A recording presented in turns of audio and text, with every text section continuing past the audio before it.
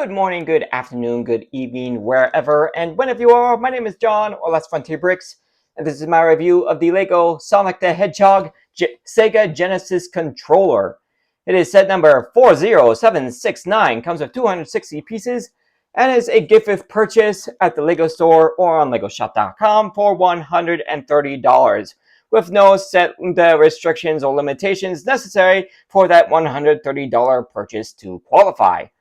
I'm not gonna lie, guys. This set would probably have more, value or nostalgia to me if I had actually had a Sega Genesis. But I'll be the first to admit I never had any Sega consoles.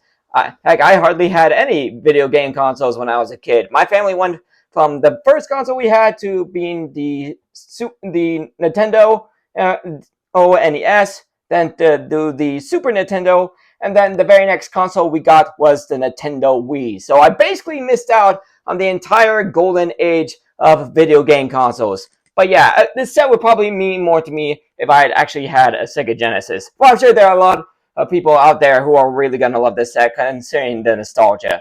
Take a look at the front box art. We get the front of the set in all its glory, in a nice black background with a blue hue surrounding in the controller, which again looks really nice. Taking a look at the top of the box, we see the console at a different angle and a 1:1 scale image of that plus sign piece, which I gotta admit is a really nice representation of the arrow buttons. I believe they're doing the same thing with the build that probably will hold more nostalgia if I ever get a hold of it, the Game Boy. Taking a look at the back, we can see the dimensions of the set, with it being 15 centimeters or 6 inches long and 10 centimeters or 4 inches high, with just the controller, not counting the little stand they built. Along with being able to either swap out the Sega Genesis plaque and go with a just straight up Sega plaque, as well as a nice little build the show of a diorama of quite easily the most famous and most important video game that came with the Sega Genesis, Sonic the Hedgehog, which again looks really nice. I'll get to more detail once I get to the actual build. This box does have the push tabs, so you do need to damage the box to open it, at least in the way LEGO intends you to. I mean, you can totally just use like a box knife. I've even be just fine. So taking a look inside, we got 1, 2 bags of parts. Oh wow, taking a look at that, quite a few stickers, more than I honestly thought there would be. Along with nice that they give you different variations of colors with blue, gray, and red. I'm not sure which one I'll go with, to be honest. And then you have your instruction manual in the exact opposite of the box, with a all white background, as well as showing off the back of the controller in the back. You once again have an ad for paper bags instead without them, and then we just jump straight into the build. So this probably won't take too long, but we will jump into a time lapse of this build starting right now.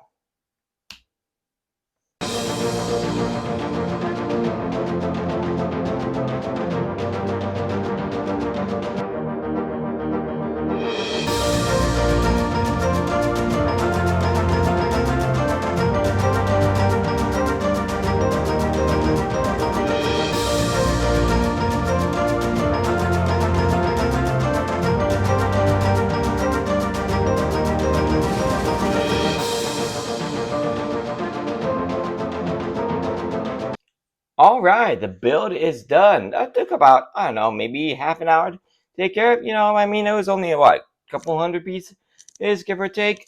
So yeah, I mean, not too long a build, but actually rather enjoyable. One thing I'd like to point out right off the top is that the controller almost feels like it could be, 1:1 scale. I mean, it almost feels like, it could be a full-size controller, or between the size of the buttons, the placement. I mean, it's all full. It's basically, again, it's basically a 1:1 scale. I wouldn't be too surprised if this is basically a 1:1 scale build of the controller. So good job on that, the LEGO. The placement of the buttons is really good. Like, I love the fact that they use like this piece for the arrow buttons. I mean, this I know that this piece is anything but new, but almost feels like it was tailor made for these button pieces.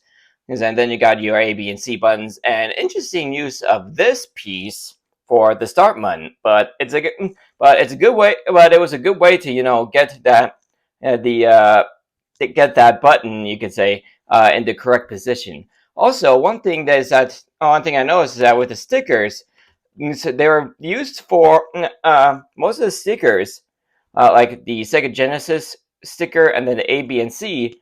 There are multiples of those because it was for customization for whether you wanted to have the US button design, in which you see right here, or the UK or Japanese version. However, I did notice that there are a few duplicates. First off, the US one is the only one that has the Sega Genesis, where UK and Japan have these Mega Drive control pad stickers. But again, they're the same stickers, so double use. And you'll also notice that with the US and UK version, the A, B, and C buttons are the same as well, whereas the Japanese ones are quite clearly unique because the letters are in red and instead of the gray. So yeah. I mean, and as you notice, I had them all out, and I can have them all at the same time. So like yeah, all the stickers and the pieces necessary, yeah, to just be able to swap out between U.S., UK, and Japan, and you can totally do that. So like, I don't think Lego like really needed to do that. But I don't think anyone's going to complain that they did either.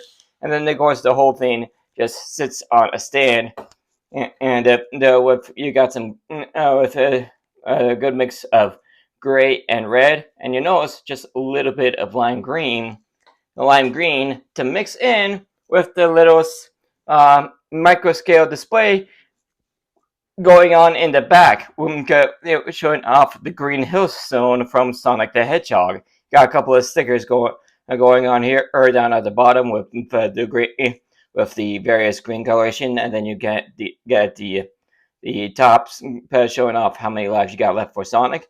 And I really like the little display going on here with one of the classic circular hills going on. You got some trees going on. Nice use of the 1x1 tiles with studs with holes in the middle to show off some of the rings. I think you got one of the shield pieces over here, and then you got a Lego minifigure roller skate in red. I believe that's supposed to be one of the springs.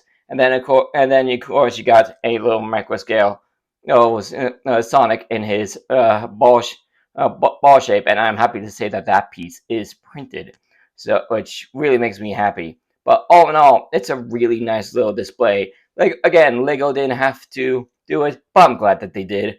Also, I kind of like the fact that they have the little cone piece on top, which I'm guessing is supposed to represent like where where the where the power cord for the controller would go.